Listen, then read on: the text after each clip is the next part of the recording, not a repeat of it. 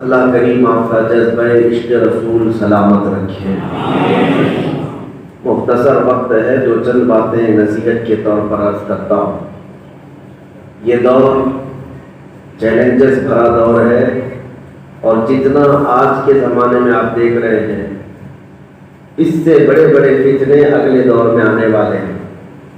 اگر اللہ نے آپ کو 4-5 سال کی اور زندگی عطا کی تو آج کے زمانے کے فتنے آپ کو 5 سال کے بعد بہت ہلکے لگیں گے، اس زمانے کے اور ہی بہت بڑے ہیں۔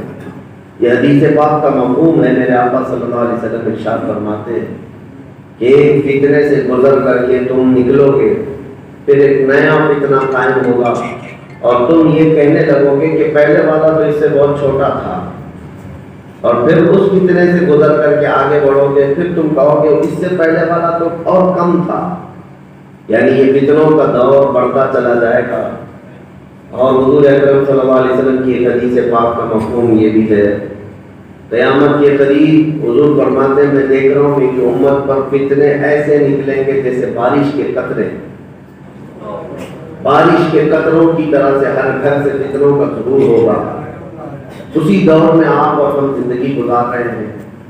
ہمارے لیے اتنے مسائل ہیں کہ رہ رہ کر کے ایک ایک مسئلے پر گفتگو کرنے کے لیے ہمیں ایک زندگی چاہیے۔ ہمارے اتنے مسائل ہیں، سارے مسائل کا حل کیا ہے، کیسے ان مسائل کو حل کیا جائے۔ آج دیکھ نہیں رہے کہ پورا ہندوستان پریشان ہے کہ ہماری بچیاں غیر مسلموں کے ساتھ بھاگ رہی ہیں، مسلمان لڑکیاں مندروں میں جا کر کے شادیاں رچا رہی۔ یہ ارتداد کا فتنہ، یہ کوئی بہت چھوٹا فتنہ نہیں ہے، بہت بڑا فتنہ ہے۔ ایک لڑکی کا، ایک عورت کا گمراہ ہونا، مرتد ہونا، گویا کہ پوری نسل کا ختم ہو جانا، پوری نسل ختم ہو گئی۔ اس کے علاوہ ہماری مسجدوں کے مسائل، ہماری خانقاہوں کے مسائل، ہماری تعلیم کا مسئلہ، ہمارے بچوں کی جاب، ہمارے بزنس کا مسئلہ، تمہاری شناخت کا مسئلہ، تمہاری آئیڈینٹی، تمہاری داڑیاں محفوظ نہیں، ٹوپیاں محفوظ نہیں، تمہارے جبے محفوظ نہیں، مسجد کے مینار اور ممبر محفوظ نہیں۔ رہ رہ کر کے کتنے مسائل کا میں آپ کے سامنے ذکر کروں، بے شمار مسائل۔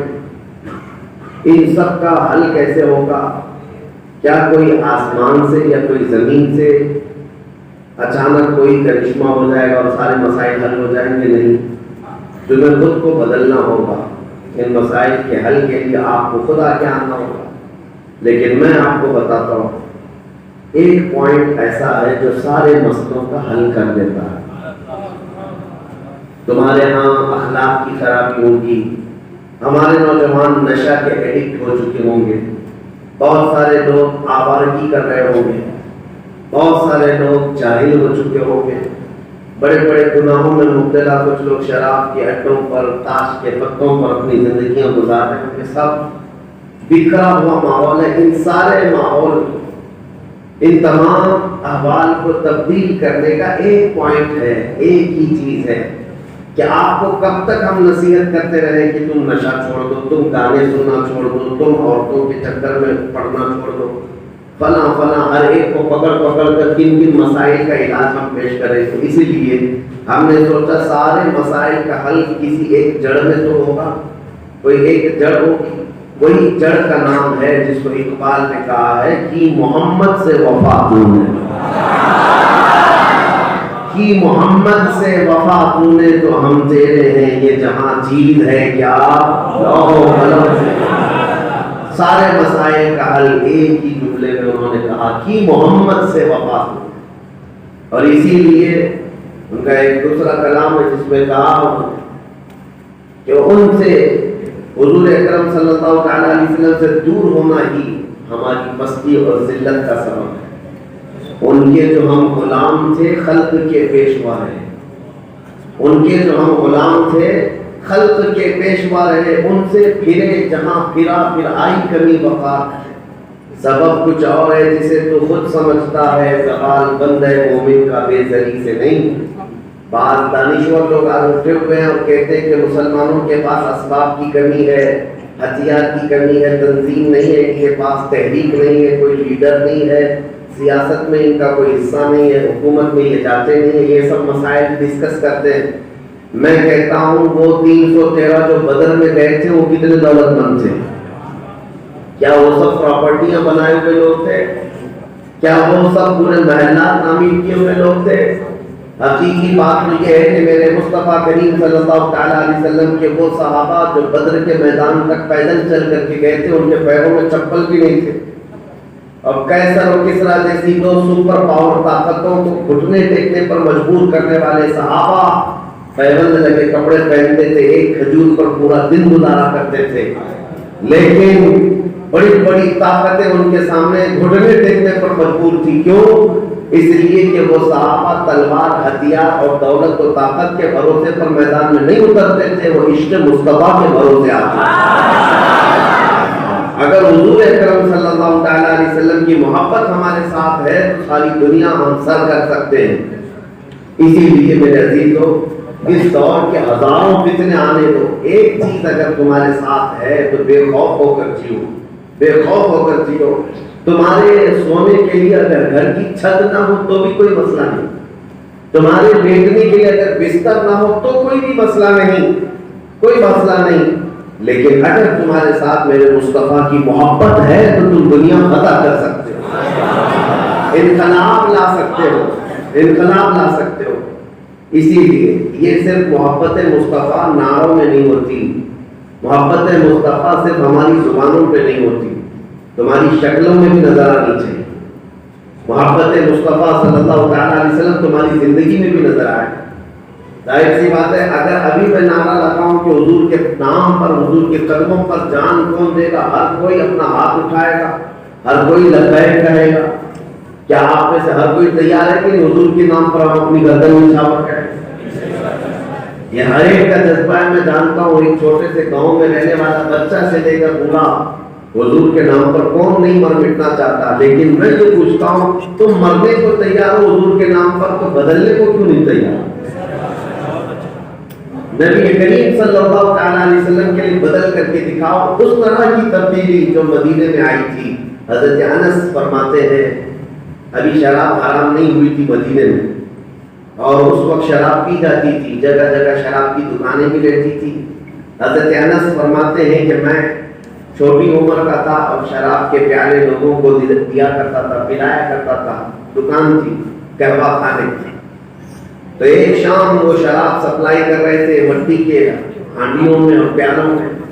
اسی وقت مدینے کی گلیوں میں آواز آئی، قال رسول اللہ صلی اللہ علیہ وسلم حرمت الخمر.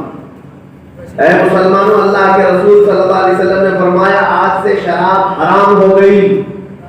اتنا سننا تھا. حضرت انس فرماتے ہیں جتنے وہاں پر بیٹھے تھے مومنین، شراب ابھی حرام نہیں ہوئی تھی تو پیتے تھے، لیکن جیسی ان کے کانوں میں آواز پڑی کہ اللہ کے نبی نے حرام فرما دیا، ان کے ہاتھوں سے پیالے چھوٹ گئے. کوئی ہونٹوں تک لگایا تو وہیں سے پٹک دیا. حضرت انس کہتے میرے ہاتھ میں جو مٹکا تھا میں نے توڑ دیا.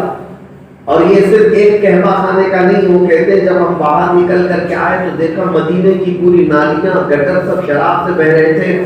سارے لوگوں نے اپنے گھروں میں موجود ساری 50 سال پرانی شراب کے مٹکوں کو توڑ ڈالا تھا اور بہا دیا تھا.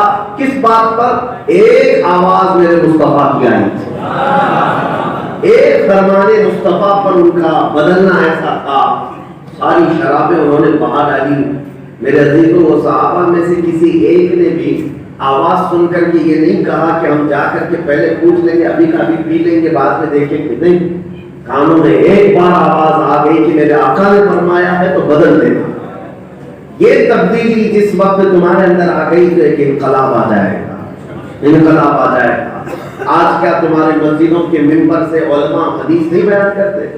آپ کو بیان کیا جاتا ہے اللہ کے رسول صلی اللہ علیہ وسلم کو یہ چیز پسند نہیں تھی، یہ چیز پسند نہیں تھی. ہمارے بچے سنتے بھی ہیں پھر بھی وہی چیزیں کرتے ہیں. تو پھر کون سا عشق رسول ہے، کون سی محبت ہے؟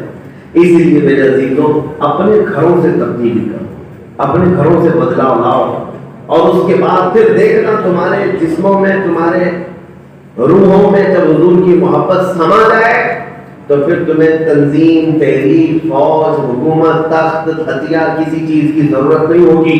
ایک عاشق رسول یوں ہی گھومتا رہے کتوں کی نیند حرام ہو جاتی ہے.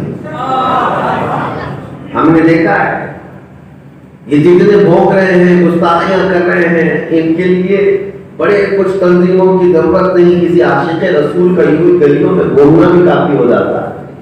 آپ اپنی زندگی کو بدل کر کے دیکھو، کیونکہ اللہ کا وعدہ ہے، کان حقا علینا نصر المؤمنین۔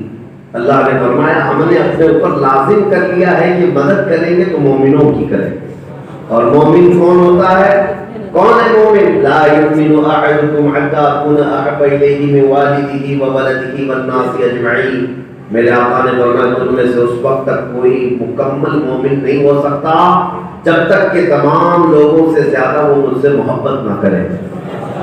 تو حضور سے کمال کی محبت کرنا یہ ایمان ہے، اور جب ایمان ہوگا تو اللہ کی مدد بھی آئے گی، اللہ کی مدد بھی آئے گی۔ ایک دور تھا جب 313 سے دنیا تھر تھراتی تھی، کانپتی تھی۔ آج تم کروڑوں کی تعداد میں ہو، لیکن ہر کوئی تمہیں دانت دکھا رہا ہے، ہر کوئی تمہیں چیر پاڑ کرنے کی بات کرتا ہے۔